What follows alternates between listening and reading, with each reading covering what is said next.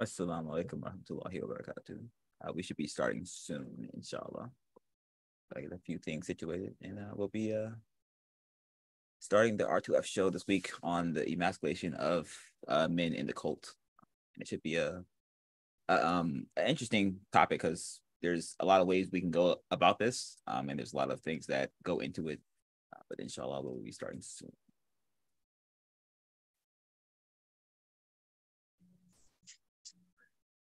Assalamu alaikum wa rahmatullahi wa barakatuh.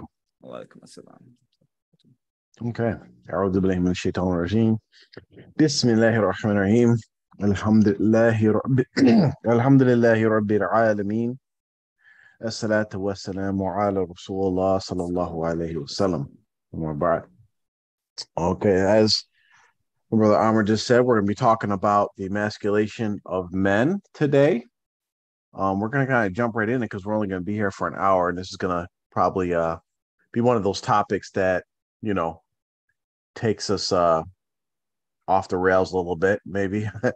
But we're going to talk about emasculation of men. I know there's a lot of talk out there and a lot of different videos on, you know, different things that are, you know, topics that are coming up as far as like men's roles, masculine toxicity, femininity, and all that type of stuff. But we're going to talk about it in the specific context of cult members, specifically with the cult that we dealt with an TMOA, and the real systematic breakdown of how the manhood is taken away from cult members, and how it's all given to the women in the cult and to like really the cult leader. Yep. So I don't know if we have a specific way to kind of jump into this, but you know, we know Islamically, men have roles and women have roles, and Allah has established a system that has been in place for centuries. I mean, centuries is and it's never going to change. I mean, this is the way it's going to be. You see different things changing in modern times because of different initiatives, but this is the natural way of things. So, and we can kind of maybe just start here. Like we see, if we look at for like as far as African Americans go, and we look at the history of slavery and different things or tactics that were done to kind of emasculate the male slaves, Yep, break up the households, and these different things. You know, everybody's read like the Lynch letter and all these different tactics. You actually see those in different forms happen right in side the cult. So like one thing is like, you know, they broke up families. We see that in like our American system today with like welfare and, you know, these types of things. But looking inside of that, at that same aspect within inside like the cult of TMOA, one of the things that happened is men were constantly brought out of the homes, where instead of like working to support their families and be the man of the household, they're either traveling to Pakistan to serve a sheikh, going on road trips where they're taking on like, you know, little like girlfriends and stuff while they're on the road, not taking care of family, committing crimes. Or even in our times where they kind of stopped doing crimes, it's like they would always have to go quit their jobs or something and go to a retreat and restart their lives over every single year where they can't be a provider and these sorts of things. So there's a lot of different things that we can get into with this, but the long and short of it will be is the longer in a cult you are in a cult, the more likely you're going to be a bitch. What a way to end it. Well, I mean, and the thing is, as unfortunately, or fortunately, I mean, some people, they just don't know it. They don't know that they actually are emasculated, and that's one thing. Hopefully, we will be able to shed some light on, kind of what it looks like, what it feels like, and because it's like if you grow up a certain way, and you see your dad treated a certain way, or treating his mother a certain way, or your mother treating your father a certain way, or other people, you know, dealing with the men in your community and your role models coming up a certain way, and they act a certain way, and they roll a certain way, then you might think this is just the way it is. And until someone kind of shows you, pulls you out of it, and or kind of open your eyes to it, and you're like, oh wow, that is one thing. Another thing that hopefully we can try to do as well is, I've been listening to some feedback. People usually they usually run the complaints or the constructive criticism. Jafar usually gets it directly. But for some reason, I seem to get it like through a third party or something. Like sometimes they'll they do the old trick. They tell your dad, such and such and such and such, and it kind of like trickles to you, things like that. So I mean, we're looking at one of the things that I think that does get through, and maybe y'all have heard these things before, is that we have a lot of we can pick everything apart with the best of them, but the solution or some sort of actions they can take that is going to benefit. Because if you just tear down and you don't build up, then you've just got ruins everywhere. So we will try to give some points on how you can also not only like identify emasculation, but also kind of repair that or to fix it, inshallah. So that's what I hope to do as well. For the first thing that I want to talk about is how Mubarak Jelani, the cult leader, he had more say over what your wife did than you did. That's the first step, right? Once you take bayat to him or whatever the hell you guys did, and he gets to tell you, okay, send your wife over here to Pakistan with me, all right? And she's over there doing God knows what, feeding him, massaging his feet, combing his hair. And so at that point, right, it's already started. You're thinking, okay, well, this is great. It's spiritual. This is no, it's not. It's not. You have just been turned into, all right, a slave. All right. He can now do what he wants to with your wife. You have no idea what's going on. You don't see her. And he has control over that, right? Because as a man, when you're married in Islam, you have a say over the things your wife can and can't do. Like, oh, I don't want you to go out at 8 p.m. Don't go, right? So that's already taken out from you. That's the first thing. So it starts early, right? And then as we go on the show, we'll align how it keeps getting worse. Well, let me give you guys an example of some like real life examples that actually happen in TMOA. So you have an individual who's a man, right? And his wife is like appointed to like, let's just say like the secretary of the Shura Council or the secretary of like the local mayors or whatever. And what ends up happening is, and you can imagine yourself in this situation where the Khalifa or mayor or Shura, whoever, honorable, whatever, is now like calling your wife maybe 11, 12 o'clock at night, Tahajjud time. We need you to come to this meeting. And it doesn't stop there. That's just one. So I'm calling you late hours, early morning to come serve us. 2, and make some breakfast for us. We're gonna need some breakfast too, right? And if it's dinner time, make that nice little dish that you usually make for us. Make us some brownies, cook us up some stuff, And this is what's happening. And the thing is like it's not even like the husband, the husband has a problem with it, but he can't even say anything against it because you basically have other men calling your wife out of your home to pretty much provide services that their wives should be providing them. I mean, it's everything short of, and make sure you wear that cute little dress I like. I mean, that is everything. Yeah. I mean, that's the last thing that he could possibly say that would give you a clue that, basically they're in complete control of your wife. And it shouldn't be that way. I would say there's 2 things. As you was talking, I was realizing that the hadith of Rasulullah where he says that any nation that is led by a woman is doomed to failure. Yeah.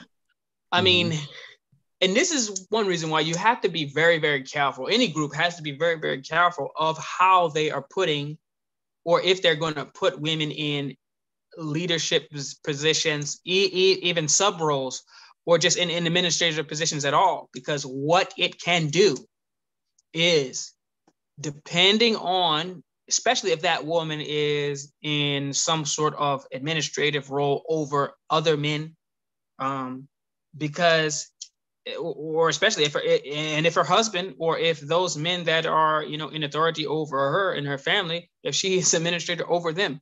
I remember once my younger brother, he's my brother right up under me, Burhanullah. He got put as the head of security. Mm-hmm. Do you think I listened to anything that he said? Nope. Yo, he had to tell me one time, "Hey, yo, you can't leave the land." And we just kind of looked at each other like, "I'm leaving the land." Yeah. I mean, like I know you're going. He couldn't even. He kind of said it in a sheepish way, and I looked at him like I didn't even respond, because I mean, it's like, now that I'm using that as an example, because think about that. You're a younger brother who you possibly have changed his diapers and helped him, clean himself when he's using the bathroom while you're coming up. You know what I mean? You're dressing him as as his younger brother and all these other things. You helping him eat and feeding him and stuff like that. He doesn't feel right being an authority over you, even though that is not something that's out of line, because Rasul did put younger people in charge over some elders. We think of Osama bin Zayd as probably the most famous person, 17 years old, and he was put in charge of an army that had Abu Bakr and Umar and many other prominent Sahaba in it. But what was the main point is the fact that Osama anhu was a man. He was 17 years old, but he was that guy. He was that dude. So he wasn't 17 and like these 17-year-olds today, where they can't even get out of bed in the morning. No, he was a leader from jump, and Rasul put him in charge for a reason. But he was a man. He didn't put Fatima radiallahu anha in charge of the army. Right. Yep. It was a man. But the thing is, so I only gave that story about myself to say that if you have someone who, a man in his home, he should be the leader. He's the leader, and he has final veto power over any and all, goings on inside the home. Yes, he should, yeah. But if he's not not an authority, or if his wife or his daughter or someone who is actually supposed to be answering to him is in a position of authority even over him in a bigger community, in a bigger sense, it causes corruption inside of his home. So this is one reason, a man can take, and they're able to accept being led or being leadership by other men, even if they're younger than them, even sometimes if they feel like they're not as capable as them, they say, well, this is just part of the job. You know what I mean? We just gotta, do it. But for a woman to be put in charge over a man, it is difficult to do. Usually you're going to have rebellion. If you don't have rebellion, then you have probably some weak and emasculated men, because they don't have the intestinal fortitude to really have that, at least that pride in themselves as men and as leaders who should be leaders of their homes and communities themselves, to then step back and actually follow behind a woman, when that woman, even in her own home, has to ask her husband, can I go outside of the home? Do you mind if I go to the store? Can I go and visit my friend? Can I go to my mother's house? She has to ask him every time for these things. How does it work? It just doesn't work. Well, I'll give you another real life example. I had a close friend that he lives on a land, and they purchased his home and all that. But his in-law was a female administrator leader, and she would constantly send people to his house to stay, even without his permission. And even when he tried to say I don't want anybody staying here, was told that's not your house. That's Abuji's house. Abuji's house, yeah. And he would never stand up for himself. So, not even okay, you lost control of your wife, but even in your own domain, your own your lion's den, your home, that's where I'm the king of this castle. You're not even in control of that. And it's these little things that happen. And I will never, we used to have the conversations even when I was in TMOA. And there's one big sign of how everybody in TMOA has been emasculated. And we're gonna, this may be a known secret, but even think back why you were in TMOA. in all the chat rooms and private discussions and, you know, guys talk and all that at the basketball games and no females around, almost every single man that you'll have a conversation with, they'll start talking about polygamy, right? But then they all want to do it, but not one person is actually brave enough to do it. Not one person is actually brave enough to say, hey, yeah, I want to get another wife. To the point where, like, even one individual that he actually got into polygamy by lying to his wife. So what he did was he asked Mubarak Jelani for permission to take on a second wife, right? So it's him initiating the process, right? Asked for permission. Mubarak Jelani gave him permission. Then he went back to his first wife and said, Abuji said, I got to get married again. Like it was a command. Because like, that's how bad it is that people are afraid to even, like, you know, and women, you could take your stance on this, whatever, because you know how you stand with, you know, polygamy. But the fact is that your husbands are so emasculated that they actually do want another wife, but are so afraid to do it that they'll never do it without your permission and without like backing from now their Sheikha or Murshida. Imagine someone going to Umnur like, Umnur, can I get a second wife? Like, yeah, me. Nah, y'all have to for the men, you have to understand that when your rights are taken away, and you don't fully understand this, you'll never be at peace, right? Because there's a part of you that's like something's missing here. Like it could be just the smallest thing, but deep down you're like, I can't even do certain things that I want to do. It's like, as a man, it's like, okay, well, it's Sunday. I want to sit there and watch the NFL. And she's over here like bossing you around. Nigga, go outside and talk to KT. So like, oh yeah, like you have to like dead that, bro. Like, I don't care. And maybe it's different for me because I wasn't married in the cult. I wasn't an adult in the cult. But like, niggas would not tell me anything. Period. All right. Like, yeah, that's just not how I am. Like, it wasn't like, oh, we're gonna get you to retreat. No, you're not. Oh, call me the honorable people saying no. It's K2. Yeah. So y'all need to just get out of that mindset. It's really like that. It's really just, I mean, because at the end of the day, right? Like, when you're married to this person, well, do you think that she respects you when you just acquiesce to her demands? Like, it wasn't like, oh yeah, like I'm just gonna be the beta simp and just, yes, queen, everything you say is right. Like, I promise you, it's not gonna. That is the culture in Tiamaway, and it comes from, like, there's a weird phenomenon inside the cult where, like, a lot of the older brothers and sisters, because of whatever relationships they had and whatever lives they lived when they were like doing the incognito, giving 100% of their money to Mubarak Jelani, a lot of the women were severely mistreated. Like, you look at a lot of them, like we've had interviews with women that got married when they were, you know, pubescent, 11, 12, 13 years old, had their lives stolen from them. You hear stories about, like, yeah, this lady got a prayer rug and some thicka beads for her dowry, and you know, she was the fourth. Like, they were kind of wilding out back in the days. But what happened is that you lead up to this, and you have the fact that Mubarak Jelani was taking away all the men's natural rights that they have as being, one, husbands, fathers, just men, period, right? You have to get permission to get married. You have to get permission to get divorced. You have to get permission to do anything. You have no rights over your wife. You can just call your wife, and then they got to go to Pakistan or whatever, and you got to whatever, right?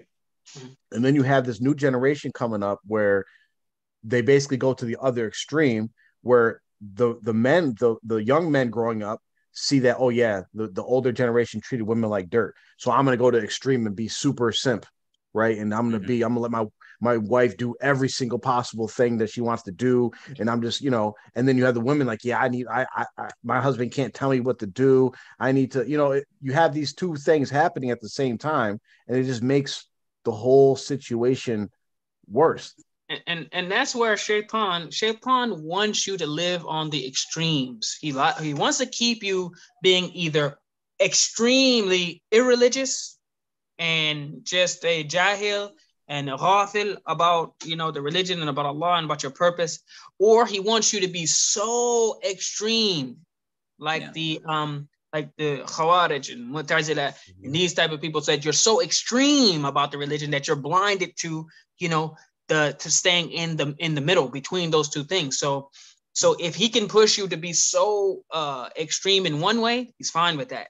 And then if you do actually recognize, man, this is extreme, then he's going to try to push you all the way to the opposite end of the spectrum. And that's why you have like they go from just completely oppressing the women and keeping them really under their thumb and not even regarding their thoughts, their needs at all. They were literally just, you know, used, passed around like just second-class citizen or whatever. Their consent was not taken for when they were getting married and things like that. To then it's the complete opposite, where the men are complete simps and cucks and just, you know, basically are allowed them to run over top of them. This is the work of shaitan.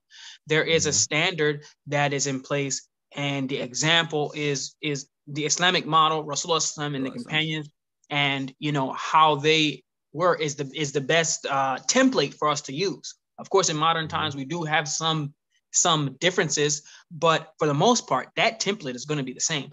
I mean, think about this.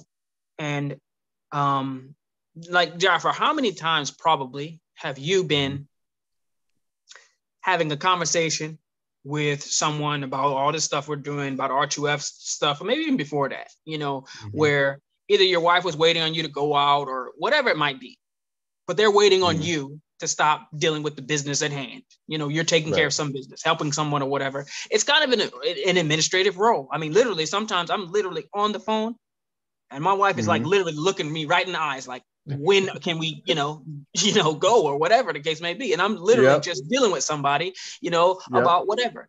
Now, imagine that role being reversed. And this is where the problem comes in. For us, if our wives are waiting for us for, you know, whatever, it could be anything. It's possible that we could be oppressing them. We could be in the wrong, you know, but someone might say, okay, but, you know, your wives know the, you know, the work that you do and the position that you're in, and kind of, you know, you're helping people. So they should be patient, and Allah would reward them for that, you know, patience, inshallah. But it's kind of a necessary thing. These people are calling, they need help, or they want questions, or, you know, we're trying to give da'wah, whatever the case may be. But it's been many times. I know that probably had the same situation, but seriously, you literally are supposed to be somewhere else doing something else, and everyone's waiting on you, and you are, you know, dealing with someone else. Now imagine that role being reversed, and your wife is, you know, doing this for so-and-so and so-and-so and doing all these things, and you have to literally sit there and you're waiting for her. The problem comes in because the woman's akhirah is tied to the satisfaction that her husband has with her. This is not I didn't make this up and concoct this. Rasulullah said that the woman, if her husband is happy with her and she dies and her husband is happy with her, he's satisfied with her, and she prays and she fasts and just does this, just the normal basic Islam, she goes, got a ticket straight to Jannah.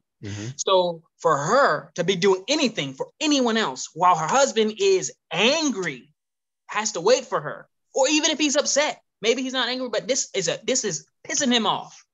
She's sinful and she's wrong and she's jeopardizing her akhirah. Is it worth your afterlife, knowing that me having this position and people saying, oh, so-and-so is the leader of such and such and such, and look at all she's doing?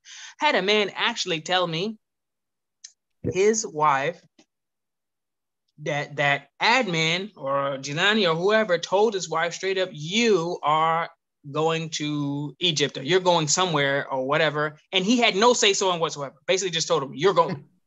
And he literally was grappling to try to, and his wife was getting like this praise and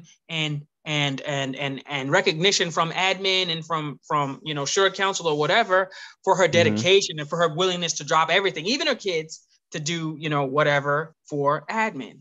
And so he's like, he called me one day and was like, yo, I need like a degree or something, an Islamic degree. How can I get one? He said, I don't, he told me straight up. He said, I don't need the information. I don't need the knowledge. I just need the degree. I'm like, why? What's the point? You know what I'm saying? He said, because I got to do something to match my wife, because they're like, you know, they're, you know, she, you know, basically he's almost in a competition with her.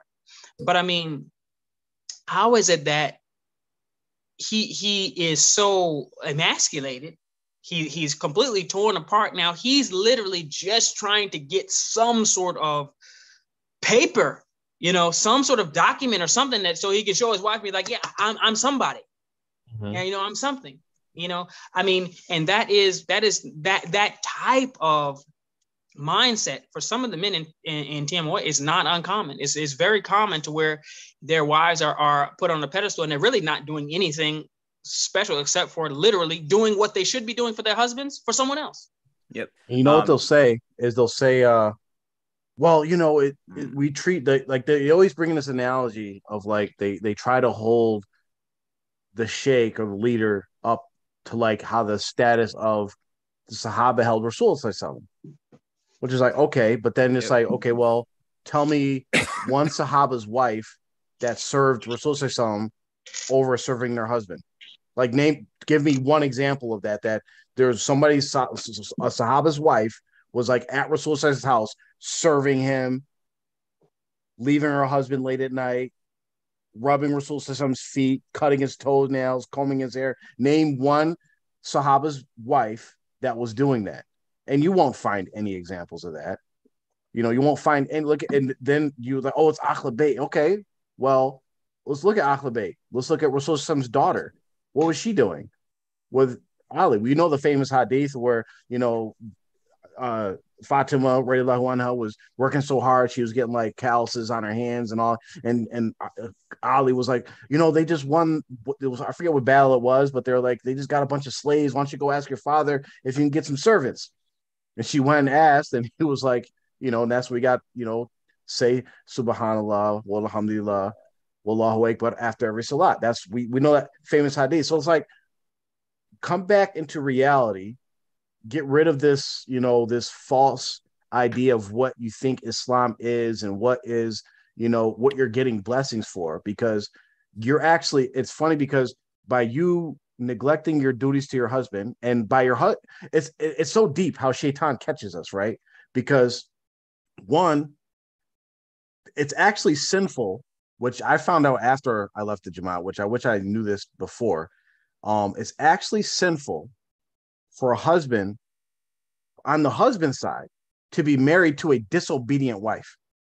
Mm-hmm. It is sinful. The husband gains sins by being married to a disobedient wife, right? That's one. So you have that aspect, right? Where you got a husband basically being a dayuth or a cuck, whatever, letting his wife just do all the stuff that she shouldn't be doing, going to serve another man. So shaitan got the husband. Boom. He's got the wife now neglecting her duties to her husband by going to serve another man, and she's thinking she's getting blessings for it. Boom. Got the wife.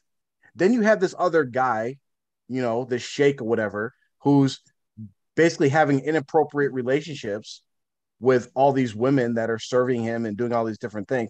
He's got all three. And it's real deep how shaitan, like these little things have big implications for our hereafter.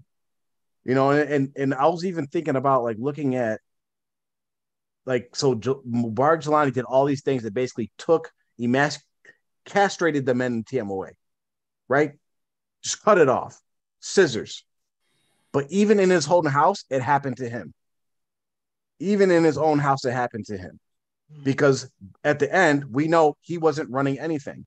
It was Noor that was running everything. The Jamaat is run by women for the last 20 years. And look, and look, even on top of that, look at all of his sons. He couldn't even produce a manly enough son that they would then take the lead and be the leader. Mm-hmm. All of his sons are literally following behind his ex-wife. Yep. He couldn't even get. And so what he was able to inflict on TMOA happened to him. Literally, it happened the same way. A bunch of emasculated sons. I mean, it's just it's fluff. I mean, they can come behind their back, oh, you don't know it's this, that, and other, but won't say it out loud, won't say it to her face. Yeah. Go, Fatima, say something. Go get her. Yeah. Get her. The strongest one amongst them is the woman. But that's what Fitrah did. he emasculated and killed the men, and then he either used the women, or the women were pushed into the roles of the men because the men were afraid. But here you go, same thing, pharaonic tactic. It literally fell back right in his own lap, and he even got to see it, and couldn't even stand up and do anything about it, literally and figuratively, as he ended his life. I mean, that to me, I mean, that's a that's a sad way to go out, where literally, I mean, you would want to see, especially, all these young men that you fathered and raised, to be able to, see them, displaying something that would at least give you the hope or the thought that they would be functioning, strong, dependable, capable men. I will say this, I say this all the time, almost every Friday I say this: the strength of the women really lies in the amount of dependable and capable men that they have around to protect them, to support them, to help them. It's not the other way around. If you emasculate your men, your whole society will be weak, because the women will be able to say a lot, but as far as the heavy lifting and the moving and the shaking and the fighting and the defending, the security, it's all on the men. If the men can't do it, your women will be taken left and right. And that is what we have seen. Whichever one of the women he wanted, he took. And not a man could say, yo, hold up. Nah, we're just not going to do it. No one could do it. So Could you imagine going? Oh, go ahead. Go ahead, host. Yeah. Honestly, I was on the sideline with this one right here, but I mean, this is a very intriguing topic, and it's one that really needs to be addressed and driven home. We all have children. I don't know about you, Amr, but we have children, man, and it's serious. It's like an epidemic going on with the emasculation of men and the castration of men in particular. It's really, really bad on a, not just, basically it's on a global scale here at this point. You know what I'm saying? Some of the higher ups, with this whole social media business, we know what they're doing with this little feminism movement, and how they're utilizing and weaponizing the women to bring down the men. This has been a story told, since the beginning of time. You know what I'm saying? If you want to bring down the men, you have to raise up the women, because, in societies, men are men's greatest threats. You know what I'm saying? So in the case of Mubarak Jelani, everyone gets tired of us talking about him, but this situation runs deep. It really does run deep. I mean, y'all hit on some pretty good points. I'm actually shocked. These are people that we grew up with, and these guys are acting like weenies, ninnies. I mean, it's absolutely, I'm shocked. Yeah. These dudes, doing all this stuff in the retreats, lifting weights, SpongeBob SquarePants muscles and all this stuff. And y'all dudes are some of the softest creatures, the fluffiest creatures. Now, like, seriously. Well, even look at how even behind the scenes with the stuff we know that we can't talk about, but the closest that we got to someone actually defending TMOA was a woman. Yep. Yeah. And then her male family members talked her out of it. Don't go do that. Speak to R2F. I mean, don't you do it. I keep getting all these fake tough guys. SpongeBob, I call him SpongeBob SquarePants. You know what I mean? You got the little fake muscles and all this. We keep getting all this from the sideline, and we keep telling these men, why don't y'all get on a stage and defend what you guys have all this mouth. You're running your mouth, you're carrying on. Get your keisters up on a platform, defend what you guys got going on. But like you said, the closest we've gotten is a Muslim sister. You know what I'm saying? Mm-hmm. I seen this guy in the store the other day. It's like, what do you? I've known you for what, 15 years? Why are you hiding in the aisle, waiting? I'm at the cash register. You're hiding in the aisle, acting like you're grabbing some chips. And of course, it's so silly because the door reflection is nighttime. So I'm just looking at him through the reflection. and he keeps looking at me, but he keeps acting like he's grabbing a chip.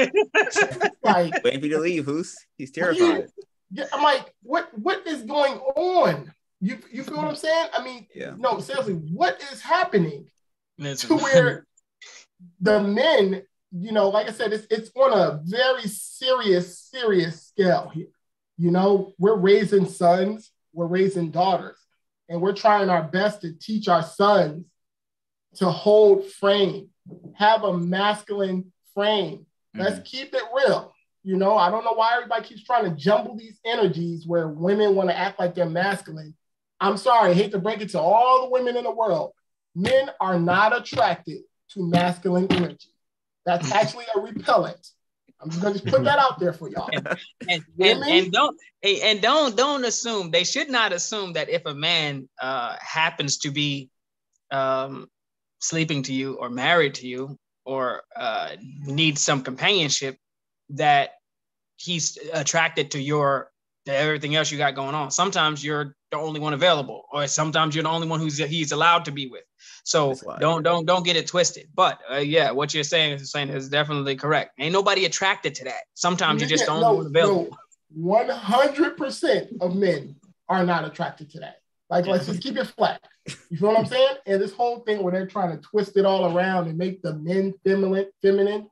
Men aren't even attracted to. But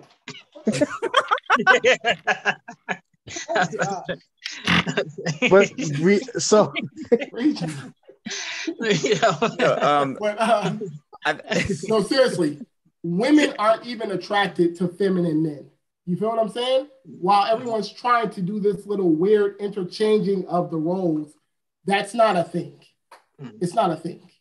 Well, you know what the thing is, especially, and it's actually it's a deeper conversation that we could have about, like, for instance, that the audio that was posted today where Hussein Adams was like 90% of the men in Jamaat are committing fornication, right? Yeah. So I mean, which is it could be, there could be a high percentage of men, and we know of situations, but when you look at it, right? So and this is advice to women too. When you have a man that is pretty much, especially when he's in like the courting phase of your relationship, right? Yeah. And he's acting like a simp, like, yeah, you could, I don't have no rules. You can do what you want. I'm gonna, like, whatever, right? Nah. This is the courting phase. But if you're in a relationship where, like, you are the masculine person in your relationship, 9 times out of 10, you're not gonna really like your husband in the long term. And he's most likely going to cheat on you because that's not what he wants in a wife. He was acting like that because he thought that was going to get him in the door. Right. Yeah. So, and then they're going to, when they don't have like a feminine wife where when he comes home, he's the authority and she obeys him. And it's when he says, oh, you can or can't do this or do that. And she's like, oh, I'm going to tell the Sheikh, or I'm going to tell Honorable Ibrahim or Amira this and that. Like, a man, he might accept it because he's in the cult, but know for sure he's going to look outside to get like that feeling of being a man from somewhere else. And that could be a reason for all y'all that are maybe in those situations that where your husband may be a serial adulterer. You might want to look inside at your relationship and say, hey, what's the dynamic of our relationship? Is my man the man of the house, or am I the man of the house? Yeah. And trust me, he's going to be seeking that. I'm going to, I don't know how much more we got to get to. I think we kind of covered a lot of points, but I'm feeling like going into story time right now because, no, go ahead. Sometimes, people say, some of us like, the, what do they say? The alpha men or whatever right now, like if you're kind of like an alpha male, as they say, or that type of personality, you get called toxic. You get called, chauvinistic. You get called, he's living back in the old ages or whatever the case may be. But I have learned, I tell people, say, well, where do you get this type of, dealing with women from, and I have to tell people, I learned it from my mother. And I'll tell y'all a story about my mother, her life story in a nutshell. I never saw my mother even one time undercut my father in front of, now she had 8 children and we all lived together. At one point in one 3-bedroom trailer, we all lived together. I never saw her cut his legs out from under him in public. Now, sometimes I may have overheard them talking or discussing together, some in another room or something like that, and they had their discussions. And I tell you, she had plenty of opportunity. There was times when admin came and wanted to string him up. They wanted to pin him down. They wanted to get after him. She never sold her husband out. She never said a word against him when it was him against anyone else. She took his side every time. Even though we looked at him, we was like, plenty of times we thought, surely, Omi is right. Abu needs this or that or whatever. We were against him in many occasions, not all the time, but plenty of times where we had a beef with him. We just had a beef between us and our dad. And she never once, the only thing she would tell us is, this is your father and you only get one. This is your father, you only get one. You can't divorce your parents. You can't divorce your father. That's all we ever got from her. And many times over the years, they've been married for over 40 years now. Many times over the years, we thought, Umi, you're right about this. You're right about that. You can get more this, more that, X, Y, Z, all these things we thought, that she could have or whatever. But she never would. Every time we have family discussions and think, okay, this is the time we're going to get her to, tell him X, Y, Z. She never did. She never disrespected him in front of anyone. She never emasculated him. Why am I saying this? I'm talking about the authorities, the legal authorities tried. She never sold him out. The admin, she never did. She always, kept him on a certain pedestal in public. In front of all of his children, she never did. Fast forward 40 years on, and people all, Jalil, she's this and she's always there and she's always behind her husband. When is she gonna, get it together? Now I have never seen a person take care of another person like my father takes care of my mother every day. Every day he bends over backwards hundreds of times a day for her because her health has deteriorated, but he's there every day with her. And I tell myself, by Allah, it's because she never sold him out. She never, ever cut his legs out from under him. Even though I seen admin in Tennessee, I seen them at our house trying to get her to roll, trying to get her to say, your husband this or your husband that, anything, and she never did. She never did. And they put a lot of. And I want to chime in on that because that's a really good point you bring up. Respect for a man is huge. If a woman can keep respect for the man, he will honor her for this. Yes. You know what I'm saying? We, as men, we don't care so much about love. Women have to be told, I love you every day. Men, we do not need this. You know what I'm saying? You maintain respect. You know what I'm saying? You keep your husband where he needs to be. And more often, of course, men are silly too. I'm not acting like we're not, but more often than not, we would honor that woman.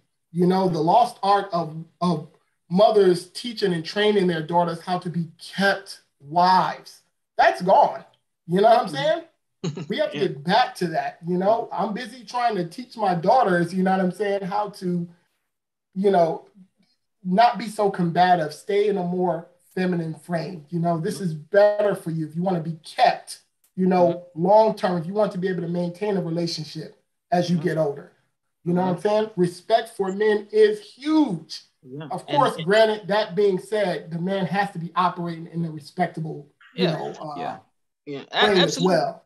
But the thing is, goes hand in hand. And a lot of times, man, your wife is going to see you through the whole spectrum. Your top of the world days and moments or whatever, and at times where you're just a complete jerk and maybe you need to be in jail or something. I mean, she's going to be privy to all of those moments, everything in between. So while everybody's heaping the praise on you, in public, she's there saying, yeah, he's that guy. And then in private, maybe she's, maybe she might not feel that way, but that loyalty, and that's why I gave the example of between my mother and father, that loyalty is what bought her my mother to where she has someone who literally is with her 24 hours a day, really doing whatever that she needs. And so people pay, hundreds of thousands of dollars for that type of service. She's getting it for free. Why? Because for 40 years, she always was there. She always was there for him. And loyalty, like you said, Hussein, loyalty is the thing. With men will move mountains for you and your family or whoever, as long as they feel like you have their back or have had their back in the past, and you're with them 100%. They literally will lay their lives down for you. They will take the bullet. They will. Actually, I'm gonna put the other side in this, because like there's another side to this. Like there's two parties playing at this. So yes, women have to be more like women, but we cannot ignore the fact that men nowadays are just not being men. Yeah. Right. Because there's that aspect as well, because and I believe it starts with the man. Like, so like we talk about masculinity and all these different things, and because of all like the dialogue out there, you say a word like masculinity and people just start thinking like, abusive, tyrant, whatever, right? Yeah. But men come in all shapes and forms. Basically, and how I look at it is, and everybody pretty much nowadays in modern times know what it's like to be in the workforce, right? And you have all types of different types of bosses or supervisors or leaders. But the fact is, because of their position, they have an authority. So you might have a boss that like is, really, like we could look at presidents. You can have like a Barack Obama husband, a little bit laid back, well-spoken, or you can have a Donald Trump type of authoritative, I'm just do what I say. You can have all types of different types of husbands. But the problem I think comes in is where at some point, and we see it especially in our culture, where men just stopped being men. Because I think that when a man, no matter how a woman is, if she's being masculine or trying to be the boss, if she's with the right man, she will give that crap up in a heartbeat, right?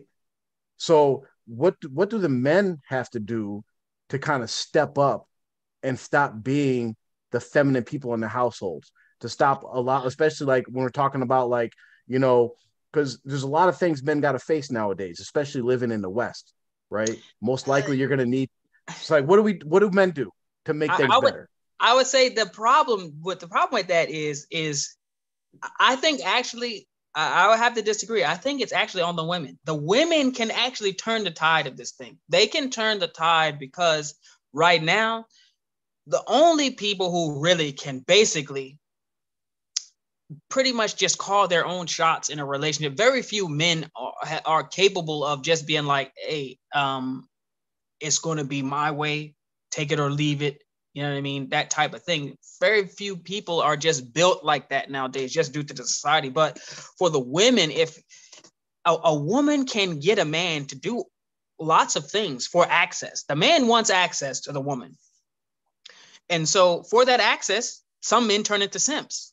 The men who can't command the access, who are not attracting the women to them, they have to chase them. Lots of men are chasing the women. They're basically begging and offering. I mean, they're given, whether it's likes or given gifts. I mean, now it's an epidemic where we don't have to necessarily in the Muslim community, but maybe a little bit of it where actually we do. It's everywhere, bro. It's everywhere. Yeah. When the woman is, she gets engaged. I remember when I was I won't say the lady's name, but I remember when I was trying to get married. I was like 19 or 20, maybe somewhere around there. And there was a young lady who was getting all types of gifts and stuff from a bunch of different guys who wanted to marry them. And she actually wasn't planning on marrying any of them. But she was getting a lot of gifts and, goats and, all types of stuff. People were just like, they're stoned because they wanted access. But I think that the women can, if they understand the job that they have, I mean, they can inspire the men.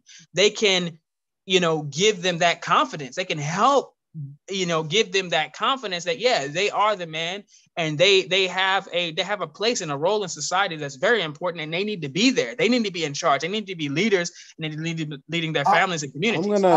I'm gonna agree and disagree with you. Say, so one, I think it's on the men because the men are in charge. Everything starts with the man, right? So when the guy who's 20 years old, he's not a high earner. He does not really have a bunch of he doesn't have any he's got no real guns to shoot. Right.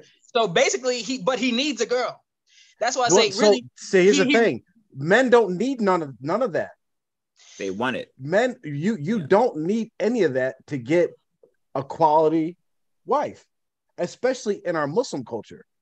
Right? All you got to do is you could be dirt poor, and if you're a good Muslim, a solid guy, you're going to find a great wife. It's not the same the other way around, right? But I do agree that the women have a responsibility as far as it goes to their sons, because you may already be married to a simp, deadbeat, feminine type of man, but you have to raise your sons to it, because I see a lot of different things through my years is where you see this trend where even with men saying, "Oh, what is she bringing to the table?" And I'm like, nigga, what do you want her to bring to the table? She got to have a job. She got to have this. Why would you want that? When did men stop being proud of being a man? Right? When did men start being accepted? Yeah, she works, she pays half the bill, she does this and that. I do my thing. When did men start for men that are Muslim men, Muslim husbands, how we're supposed to be, even if our wife can work and go out and get good jobs, we still want to no, I got this.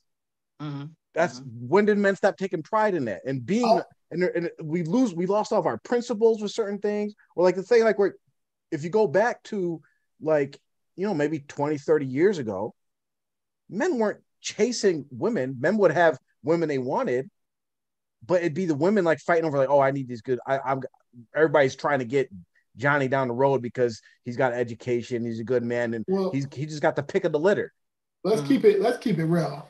I'm going to actually agree with Jaffa here. I do believe that it starts with the men. I do believe this because typically, no shade on women, women are actually looking for strong masculine men. Women are actually attracted to that. You feel what I'm saying? So feminine energy is always going to be attracted to masculine energy. Masculine energy is always going to be attracted to feminine energy. But it does start with the man. You know what I mean? He has to be able to exude that masculine energy. The way the society is going right now and how things are kind of really bearing down on men in particular, to where we're kind of getting stripped a lot of our goings, our rights, our positions, we're getting them torn and ripped away. You know what I'm saying? Even with situations like, let's say, the food stamps or snaps or benefits or something like this, they make sure that the man is out of the equation. You feel what I'm saying? Incentivizing the woman, incentivizing her to where she's let's say y'all have an argument or something. She knows she has something to kind of lean back on. The government's going to take care of her. You feel what I'm saying? Or child support or something like this. A lot of us have been through these situations where it kind of really strips the man and tears the man and brings the man down. You look at, to give an example, TMOA, a lot of the women are organizing, orchestrating, running things. They don't really even respect those men. Truthfully, they don't even really respect those men. They're kind of just there, you know what I mean, here and there. The men box of rocks for me. The men are not aware that these women in this community do not respect y'all. Literally don't respect y'all.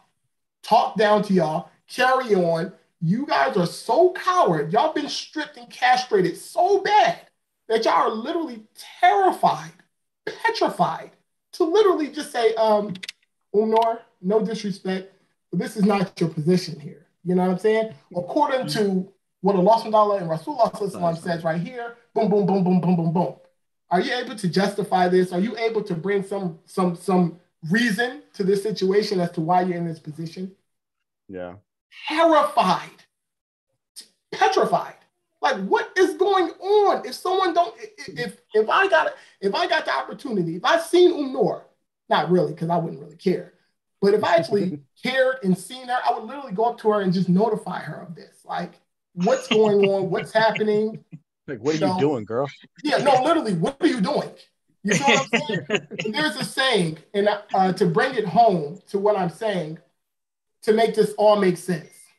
A king in his kingdom can reach out to any one of his quote unquote servants. He can bring someone from there into the castle and make her queen. A queen cannot reach out into her, her group of servants or whatever and pick somebody and make that person king. Mm-hmm. She cannot do this. But the king has the ability and the authority to do this. So I'm saying all that to say, I am in agreement with Jaffer in this case because women are naturally going to follow a strong, a wholesome man. You know what I mean? If he's basically how the order goes, if you are obedient and subservient to Allah subhanahu wa ta'ala, you know what I'm saying, as a man, your wife and your children will be obedient and subservient to you.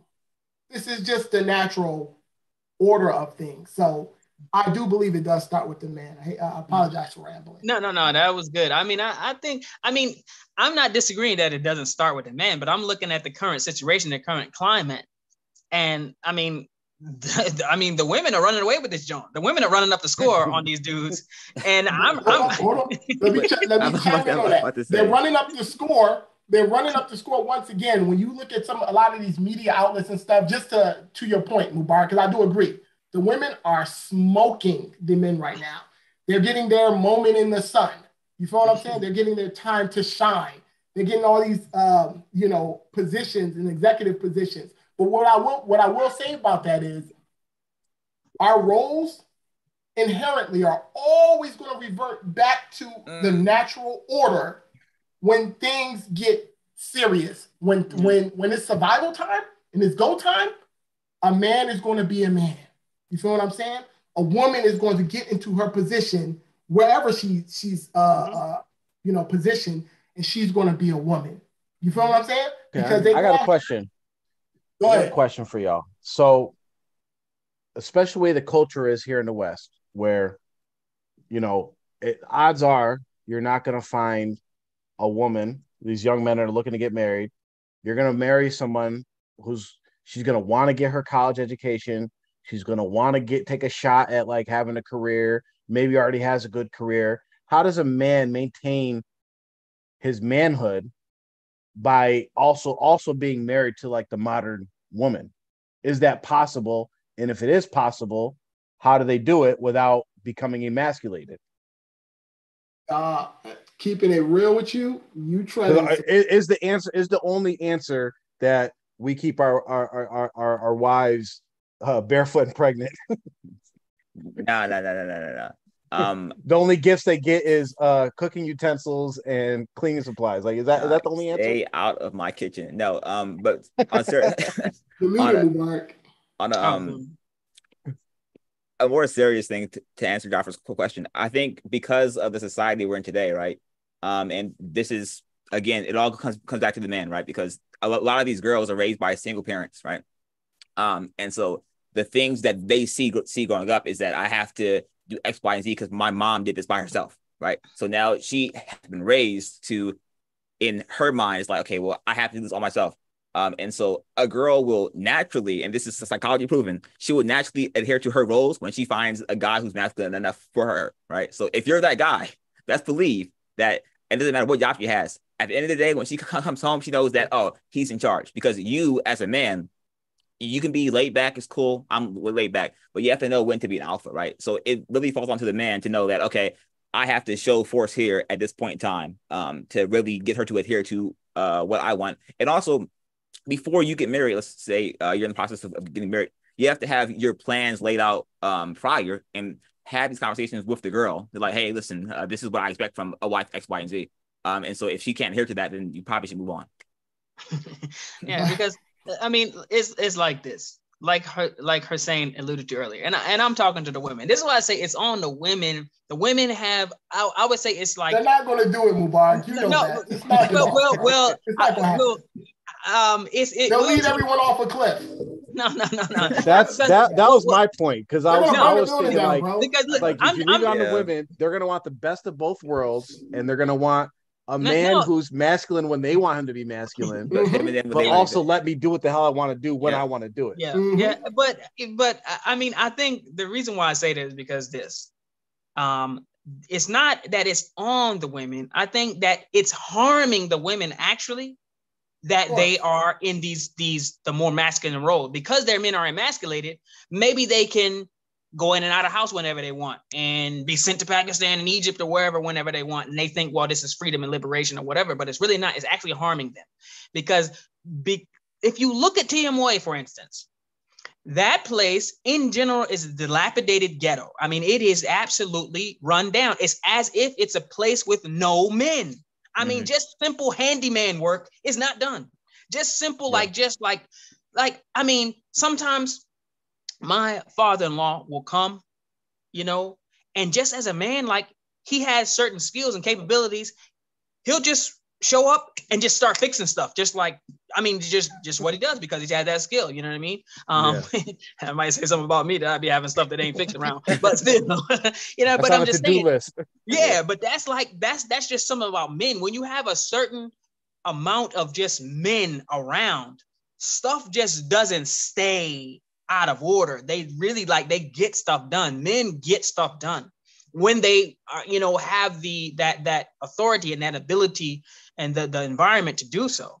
And so it's harming the women in TMOA, because their children are uneducated. They're not even taken care of. They're definitely, if they're middle class, I would say, I mean, lower poverty. I mean, so if they look at the entire environment, the whole thing, the big picture, they're failing.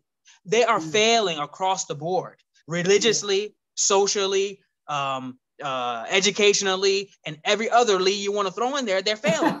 So I mean, they can't act like, yo, we're winning. You're really not winning. I mean, so you have to look at it and say, well, how can we get to that next level? I mean, they literally can look across the street at the Amish people, and the Amish people are lapping them.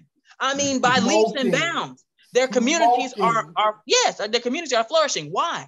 So the women have to look at it and be like, yo, I mean, yeah, we got the power, we got this or whatever. I mean, it looks nice or whatever, but at the end of the day, we're really not winning. And I'm saying for the women to win big, for the whole community to win big, for society as a whole to win big, the men have to return to their place where they need to be. And the women have to be in their place where they need to be, and they actually feed off of each other. It produces a strong, functional community and an environment where you're able to literally move mountains. You're able to actually conquer, continents and half the globe. I mean, the Mongols and the Turks, and these people who literally, from a handful of people, 1,000 men, taking over the world. They literally took over the world 2 times. These people did it. And it was just a handful of people who just were rugged. They were tough, and their women backed them, and the men went to work. They handled their business, and their women respected them, and they could do pretty much anything that was able to be done under the sun. So that's why I say the women play a vital role in helping the men, pushing them, urging them, encouraging them to be who they need to be. And it helps them. It's better for them. Maybe they don't. Absolutely. Not to cut you off. I agree with that, Mubarak. And to Jaffar's question that he posed, really, really slippery slope there. But I do like Amar's. I did like Amar's response. I liked Amar's response a lot, because at the end of the day, just like we're talking about, the roles are going to be respected when they're in their natural positions. They're just going to be respected. You know what I'm saying? They're going to be respected. I think it comes down to balance. I mean, you don't want to say, oh, you can't go to college, you can't do this, you can't do that. But there has to be some measure of balance there to where things are understood. You feel what I'm saying? Okay, I would like to go get a job. Let's say my wife says she wants to get a job or something like that. I'll be like, okay, that's cool, you know, X, Y, and Z. But as long as things in the house are maintained, you're not going to go get a job and then I'm going to turn it to daddy daycare somewhere and I'm going to be doing this and doing that. We're not doing that. Well, see, so here's the thing. So every man is different. Every husband's different. So like, and I think it's a very, for me, it's a simple thing. Like, as long as the husband and the wife are doing their best to adhere to what pleases Allah, then everything's going to work out, right? Because, like, for instance, for me, I'm going to let my wife do whatever she wants as long as it's halal. You want to have a career? Okay, let's have a career. You want to go to school? Go to school, right? But my wife knows what my role is and my authority is, and she never transgresses on that, you know? And if that did occur, then other things would have to change in that relationship. I agree with this. I agree with this, Jaffer, because again, I think there's a common misconception. Listen, I'm not threatened or intimidated. Let's say my wife gets this career, she gets this magical career, and she starts bringing me big, big bucks. I'm not going to be intimidated at all. Yep. Now, someone else might be intimidated from that, not me. You know what I'm saying? I've seen men that are less, and this comes from the emasculation part, maybe how they were raised or how they were brought up, where they actually get intimidated by these things and they actually start, like, you know, like now acting out against their wife. Like, now they want to be masculine to bring their wife down because they think that makes them big by bringing their wife down. It's like, no, she has a good education, a good job. Let her go do her thing. That depends. That really depends on the type of woman you have. That really depends on the type of woman. Because I agree with this. If some women, if you let them pay for dinner, they'll say, "My nigga, I'm the maintainer and provider around here." I agree. That's actually a good point. So you have to be careful with that. You can't. Every woman who can go to work doesn't need to be. And I pretty much say the same thing as you, Jaffer, with a caveat. I say you can do whatever you want to do, but this is what I like in my home. I like my wife to stay home and raise and teach the children. And it's a 24-hour job, basically. It's a full-time job every day, all day. If you want to be out and work, somebody's going to do it, because I need somebody in the home every day. I mean, not out working. So if you want to do that, you have to know that somebody's going to be there, and somebody's going to be there with these kids every day. I don't send my children to school. I homeschool them. And I don't, there's certain things that and it's very clear. So as long as it's clear and the woman understands, but I want to do this and I don't mind. And the man is like, okay, well, if you want to go work or not do anything, okay, if that's the case, but this is what I need and this is what I'm going to get. As long as it doesn't harm me having to get someone else to do this and whatever else that I might need, then no problem. But as long as that's clear, I think it's cool. But my big thing is like, okay, my thing is I want my wife to be happy, right? I don't care what I got to do. The best, I go off of the hadith, the best of men are the ones that are best to their wives. So I'm going to do whatever I got to do to make you happy, as long as we're not displeasing Allah, right? So if that means daddy daycare, listen, I'm down for that. It's going to make you happy. Alhamdulillah, I'm getting blessings for it, right? But you're not going to live in two different worlds. So you gotta look at the decisions you're making that's gonna make you happy, because you already know. I mean, those of us that are experienced, they're gonna go through a search to find what makes them happy. So you're gonna be doing multiple things.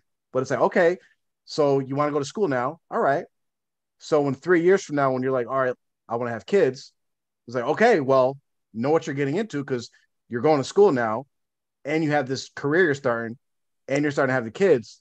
So like, something is going to give and take. You can't be, I'm going to be like, I want a certain lifestyle in one spectrum and a whole different lifestyle that doesn't mix with, or even like meet in the middle with another lifestyle. You got to know what you're doing. But other than that, please Allah, and I'll make you happy. As long as you're happy, I'm happy. What's good for? But know what you're getting into. Like, let's have that conversation, because what happens is you have a lot of, especially in TMOA, you see it all the time, where because these people didn't grow up, and we kind of skipped over it, in stable households where they had a positive father and mother figure. Like what you mentioned about your mother and father is probably so rare in TMOA.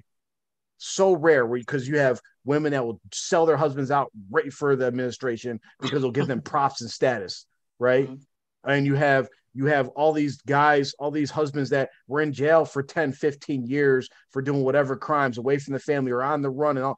They don't know what, alhamdulillah, Allah had me, even though my parents got divorced, I grew up for the most part of my life in a stable household with a positive father figure, with a positive mother figure. And I seen what that looked like. A lot of men and especially women didn't grow up seeing that.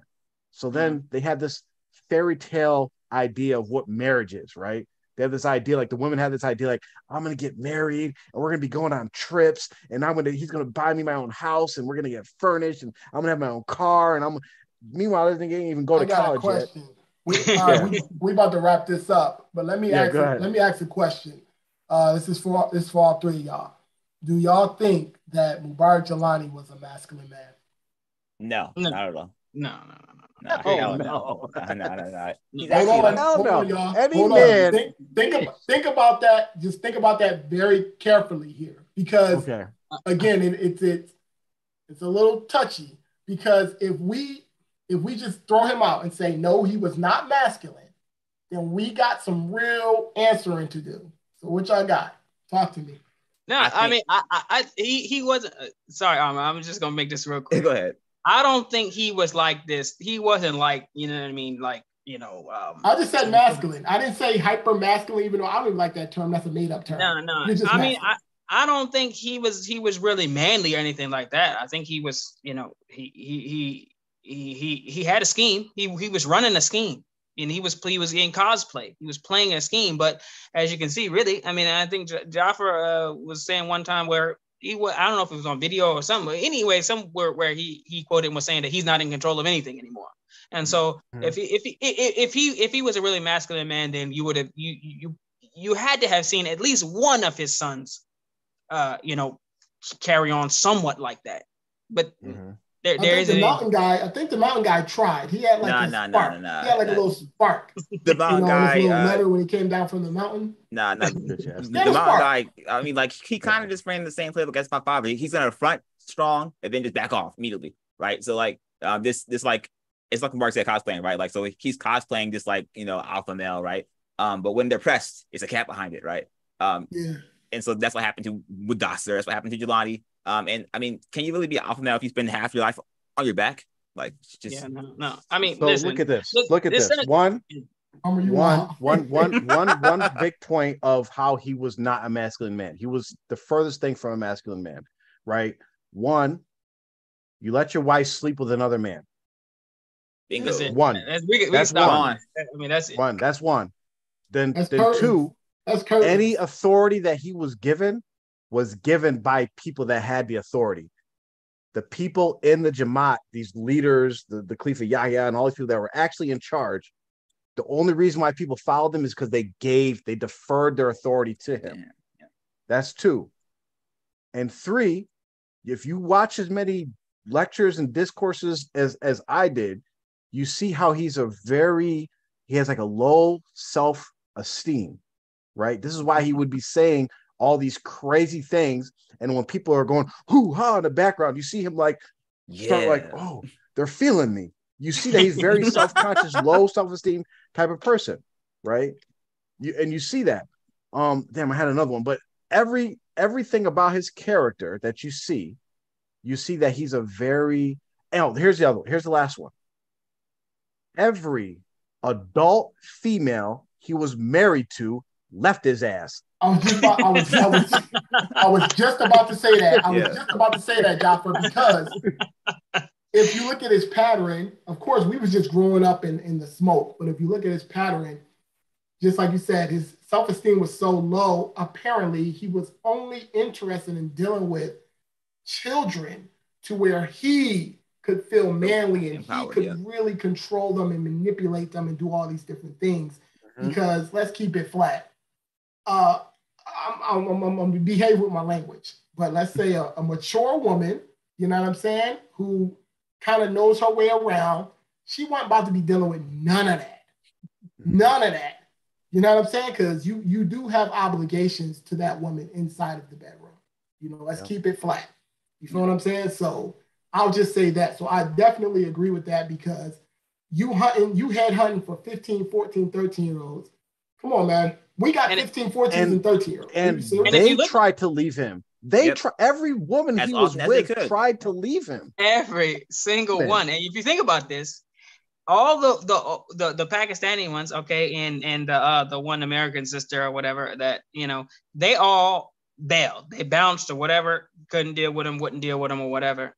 And then the kids that he married, what wound up happening is that they stuck around. The one that stuck around, they wound up growing up and then taking over. Snatched his whole joint. Whole joint. I mean, so that shows you, no, he really wasn't that dude, because as soon as they grew up a little bit, lights out.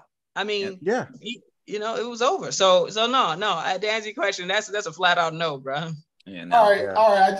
I thought it was intriguing to kind of ask that question. And also, like you can see it as a man, like, I mean, sure, don't tolerate disrespect, but like the over exaggeration that he had to do if someone ever questioned him, because he was always trying to prove himself. So if someone did anything to him at all, that's facts. Like this man Joffrey sent him the most respectful PR letter of all time. All right, and couldn't just answer. You couldn't even answer one question. Like, exactly. That's how, like, go to the extreme. He was so challenged. Like, he was like, well, look, he wrote a letter. He wrote a response that was supposed to be read to me, which he never did, but it was addressed to the community. So he never even addressed me. See? Like, that's how much of a coward you are. And the thing is this is another example, because like how he treated like my whole situation, right? There's a more prevalent example in, like, there's a story I got with this one of his top student, which is Hussein Adams, right? So I'll tell you a story about one of the basketball tournaments. It was down south. I think it was South Carolina. Might have been Virginia. Doesn't matter. We had a basketball tournament. You know, my brother Abdul Kawi. We had a nephew. If y'all been at the tournaments, y'all know my nephew Javon, the non-Muslim kid, light-skinned kid who looks like Mike Bibby, who always plays in our team. He's been playing on our basketball team since the tournament started. We know It's never been an issue. Yeah, he's not Muslim, but he's our nephew. He always played. This one tournament, even before we brought him all the way down, paid his fees to come all the way down to Virginia or South Carolina, wherever it was, we specifically asked Hussein Adams if he could play. Oh, yeah, sure, he could play. We get down there, we're warming up. People had went and politicked it in K2's ear, and then all of a sudden, oh, Javon can't play. So my brother Dukawi, he had like lost it on Hussein Adams. And he started like in front of the whole gym signs that my brother's big, 6'2", 200 something pounds. He's like pointing his finger down at K2, like, you said this, how dare you, like giving him the business. Hussein Adams just shriveled down, backed up to the wall, and like didn't say nothing. Straight punked him, right? We get to my brother, calm him down, this and that. We get in a circle, we're talking with all the captains, and it was like, oh, he can play. My brother calms down, Hussein Adams is there, and now my brother, like, he's cool now. He's like, hey man, I'm sorry for like talking to you like that, this and that. After my brother apologized, who you think you're talking to? What? Like, are you serious, Frank? That's a BA nigga. That's the same type of personality that Mubarak Jelani has, is that when someone lowers their wing to him, then he's like, oh, I got him. I could puff up my chest on him, talk dirty to him. But if someone puffed, like we have the story of MJ, we have the interview when MJ was like, yeah, I'm not doing that. Did he say anything to MJ? Nope. Did he say, I'm going to kill you? He didn't say nothing. He waited, went back and went to MJ's friend, was like, yeah, go kill that nigga. So yeah, like he definitely had zero alpha, like zero masculine traits. Like he was us off. But we're gonna start wrapping up, inshallah. So if you have questions, then please ask them. And we have a few things in the comments on YouTube from Hasina Muhammad. Let's not forget MG chastised a man for getting his wife pregnant. And they were both in Pakistan because she was supposed to be helping MG, and a pregnancy was inconvenient for him. Do you know who that was? It was my parents. I've been getting in that nigga's way since birth, bro. That's crazy. 25 years later, still causing problems, nigga. Tough as hell. Yo. Tough as hell. Yo. But wait, I wonder, did couples go over there together? Yeah. This got me thinking of a whole different. Did like married couples actually were they actually in Pakistan? Yeah. Did that happen a lot? I don't know if it happened a lot, but they're over there, like married together. Yeah. So your parents were, but were they like, okay? Because I'm wondering if they were allowed to be husband and wife while they were in. You weren't supposed to be Pakistan. Because it got in the way, but you know, if anyone, homeboy probably had a little peephole he could like. Listen, bro. If anyone knows my father, bro, listen, he about to make some rules. All right. Yeah, I've been getting that nigga's way forever. What else we got? What else we got in the chat? If you don't pay percent, you have to get permission to see your wife and kids. Yeah, that's crazy. Yeah, could you imagine that? Yeah, like you miss a bill, you're poor. This is why you're not paying your percent or whatever. You're poor enough that you could collect zakat, but you have to pay percent, and then you get cut off from your family. Yeah, what they were doing was if you didn't pay, they was doing this down here in Virginia. If the men didn't pay, you know what I'm saying, they would get kicked out of the house until they got current on their payment, where the wife and the children would still be at the crib. You know what I'm saying? The men will have to get out. I just thought it was. I got a story. Some dudes was happy with that. I remember that happening in Tennessee where people they came right to the mailbox or whatever, like, yo, you sent a message from my wife or my kids. They got their little 7-10-year-old daughter running back and forth with food or whatever the case may be. But some dudes was like, all right. They was like they wife and kids was good on the land or whatever, and they was chilling. I got two stories. I know we're trying to wrap up, but I got two stories. So one is with our dear friend Egg Roll. So his family had their own house on Islamberg, and he didn't pay percent or land tax or something, so they kicked his wife and children out of the home. And that's when he went up there like any man, like, y'all kicked my kids out of my home, right? Like that like their home. And then he got jumped and then beat up with a 2x4, and now he defends these niggas. Yeah, but yeah. And then there's another story where another individual that went down. They were on one of the lands in Virginia, I think it was, or Georgia. I think it was Virginia, one of the Virginia lands. And the individual was there with his wife. His wife had went to the back or something with the ladies. They had found out like he was, I forget, they found out he was like cool with R2F or something. How dare he? So they come to him and kick him off the land. He's like, all right, well, I'm going to go get my wife. And like, no, you can't get your wife and kids. Could you imagine being in that situation? Like, someone's going to die or something. Like, no, like, I'm getting my wife and kids. What the fuck y'all talking about? Excuse my language. Sorry. That ain't happening. That ain't happening. Not with me. What else we got, Amr? Paying percent to see your own family, to see your own kids. Another Cult owns the family as well. And then I think that's it. So we have a question on the side. See, I think we have some in the Zoom chat too. I think Miss Pop put some in there. Addis will probably have multiple husbands. That's probably true. She gonna have multiple side jumps, definitely. She probably already do. AP, get it? He wishes. Hey, I was about to say AP. You know that nigga wishes, bro. That nigga is Kingston, bro. What the hell he got going on? He ain't got it, man. I love him. Nigga, yeah, this nigga blocked his father. Like, who's gonna check that? Like, is Umnor going to his phone? Like, is Abdullah being blocked? It's like, yo, nigga, you the hell you got going on? Y'all niggas be stupid. Yeah, exactly. Like, the middle door to paradise. Let me block that. Let me lock that down. Yeah. Middle door to paradise. I'm serious. The simp army. You know what I'm saying? It's out of control, man. Simposaurus is out here, bro. Yeah, real. You imagine that you got these older brothers, right? That are supposed to be like these older scholars that remember they were like, oh, we gotta get permission from the Sheikah to refute y'all. You're 70 years old. Go talk. talking about our show was tainted. Do your own show, anything, please. Y'all over here trying to get looking permission from Sheikah to refute y'all.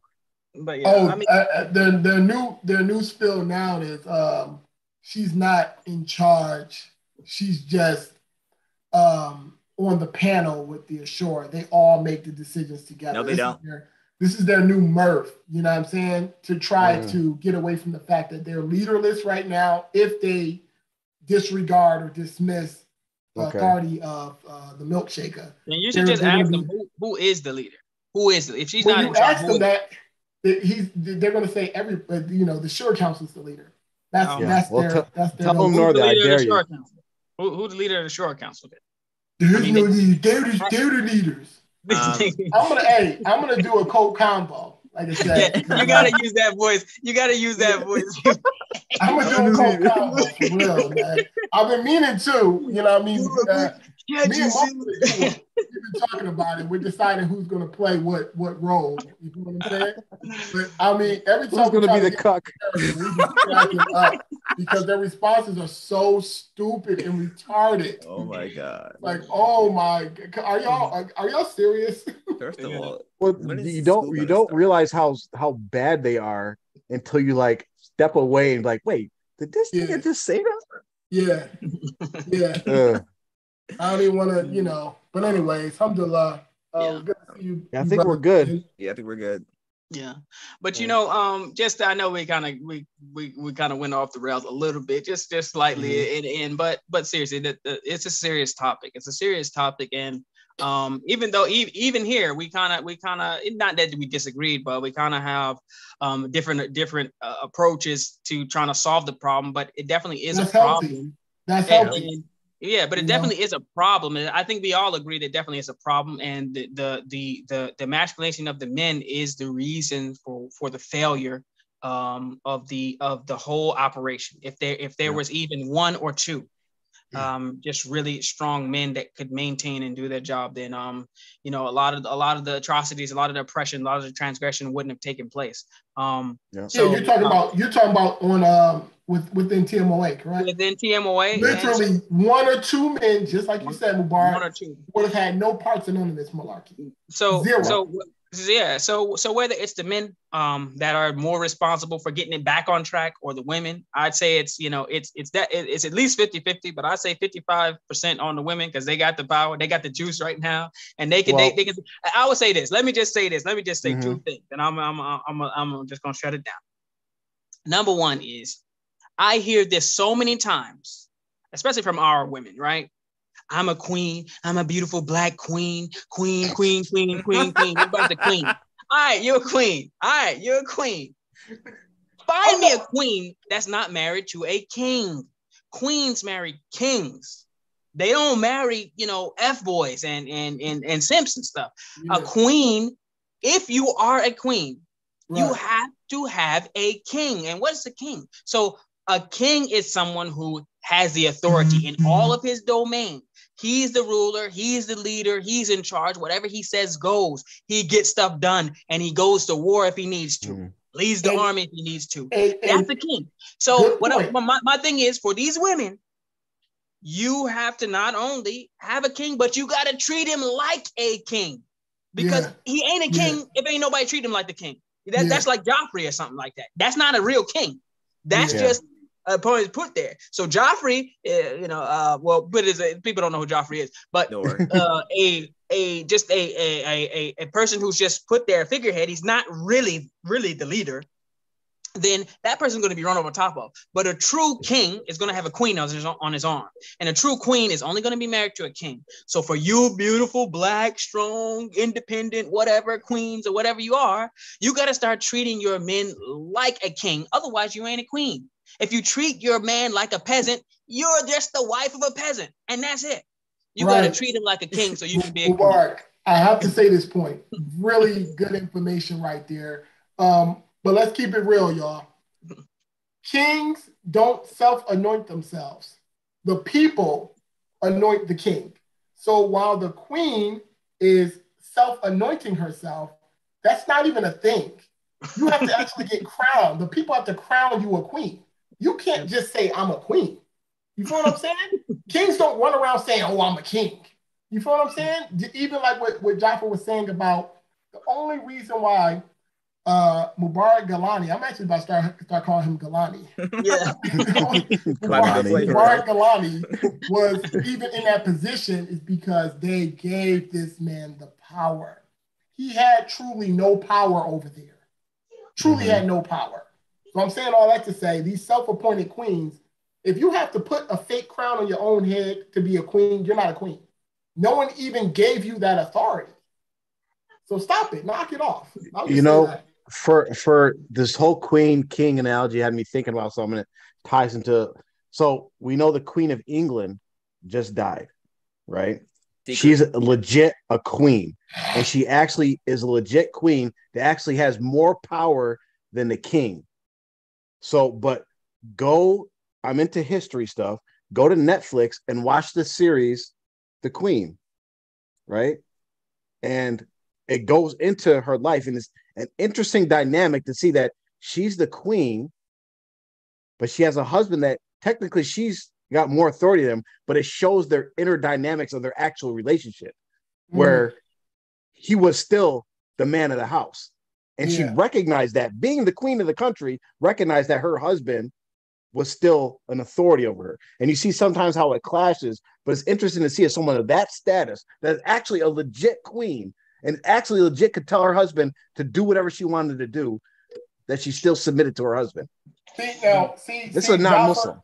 Jaffa, see now you man, I'm trying to wrap this up. This is the last thing I'm gonna say.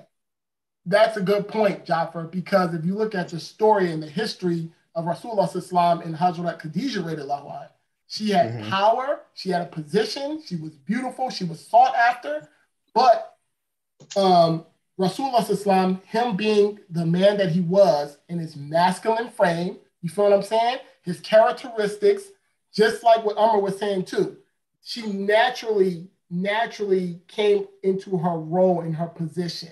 You feel what I'm saying? And this is a strong message. It's strong information for all of us, because she had all the wealth, all the bread, all the this, all of that, but she was still his wife, and she still knew her role and understood her position inside of their home and even outside of the home. Nice. So it's no disrespect and it's no shade. Like I said, I wouldn't be intimidated at all if my wife was making big bread. You know what I'm saying? Because I know my wife. We have an understanding. We have a relationship dynamic. You know what I'm saying? We understand our roles. We respect the law of Allah subhanahu wa ta'ala. And it wouldn't bother me at all. Literally not intimidate me at all. You feel what I'm saying? So I just looked to that story in the position in the history of Hazrat Khadija with Rasulullah sallallahu alaihi wasallam. You can derive, a lot of women can derive a lot of benefit in that, because she had beautiful, impeccable character. You feel what I'm saying? And she was. So if you guys got anything out of this show, we're gonna wrap it up right now. But regardless of who's it on, we all got to do our part. Men, do your part to start stepping up our game as being men. Women, step up your game as being women. You'll find you'll find that you'll have a better relationship with your wife if you do that. Women, you'll find that you'll have a better relationship with your husbands. And also, both of us as husband and wives have to start instilling these values into our children so we can at least help save the next generation. So if you have any questions or concerns, you can send us an email, chats, all that stuff. You guys already know how to do. Thank you for tuning in for this show. Go ahead. This is a completely unrelated side note to the show we had today. If any other students of the IQOU Theological College are in attendance and they have attended the school in any way, shape, or form, right? If you have attended the school, please send me a syllabus for the classes that you were taking and or notes. I would love to review them. All right, so I can see what kind of BS that you've been being taught and paid for. So if you know anyone that is attending the Theological College online, it has notes, Google Docs, whatever. Please, I would just love to just read it. Like I promise I won't share with anyone, but I just I just need to confirm certain things because the school was supposed to start months ago. All right, so I'm gonna need to see something. I forgot all about that daggone school. You know you cannot do this as we're trying to wrap up the show. Don't do this. I mean, I'm talking about a slew of jokes just came to me. A slew of them. I'm gonna behave. I'm gonna behave. I got some cats in the chamber right now. I'm gonna behave. I'm gonna hold my tongue on that one, but I do need to say one thing that I keep forgetting to mention. What we are going to start doing, and I meant to run this by the guys, but I just kept forgetting. But I really need to do it. So, there is a Quran school that we are running and funding in Pakistan. Okay, they are teaching the children reading Quran and memorizing Quran in Pakistan, and it's like, you know, with the students and 2 teachers and a little bit of administrative stuff or whatever. It's running about $100 a month. But what we're trying to do is take on some more. Yeah, basically. So basically just a handful of people have kind of been just taking care of it. But what I would like to do is I would like to see anybody who wants to donate to help to fund the school. We can expand it. We can franchise it or you know, set up different ones in different locations and spread them out. But please, we have the different ways that you can donate to the R2F, and then we will help to pay the teachers and help the students to learn Quran and Islamic studies and to read and memorize in some Islamic studies like that. Any amount is fine. What we will start doing is we will have through the R2F platform, we will have classes for reading and tajweed and learning to read and reading Quran with tajweed and memorization. We will offer that for free through R2F for whoever wants to donate to helping the Quran schools that we're going to be setting up. So any type of donation, it doesn't matter the amount, $1, $100, $1 million, $1,000. We will start to set up a schedule for the classes that will be free and anyone can attend or whatever. All we ask is that you offer some sort of donation to help other people who are less fortunate in other countries and wherever to learn the Quran as well. So that's what we're going to do. We do have a female teacher that will also teach the women. You know, from whatever level that you are, we'll take you from 0 to 100. So this is going to be a service that's going to be provided pretty much for free. All we ask is that you donate whatever you feel like you can, and that donation will be going to help students to learn the Quran and to memorize it. And as Allah says, as Rasul says, that خيركم من تعلم القرآن وعلمه, the best of you are those who learn the Quran and teach it. So it's definitely a tremendous thing that you can do to help people to learn it as well. So that's it. So that's going to be coming down the pike. Just look at that. If you want to donate, you can go ahead and send it over. We have the different things, and we'll put the links on our whatever sites or whatever, and you can just specify that you want to help the Quran school, and then we'll get you set up, inshallah. Inshallah. All right, good show, brothers. Alhamdulillah.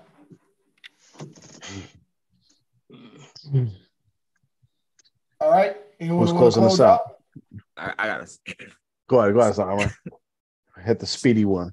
Subhanallah, alhamdulillah, wa la ilaha illallah, wallahu akbar, wa la hawla wa la quwwata illa billah. Assalamu alaikum. Wa alaikum salam.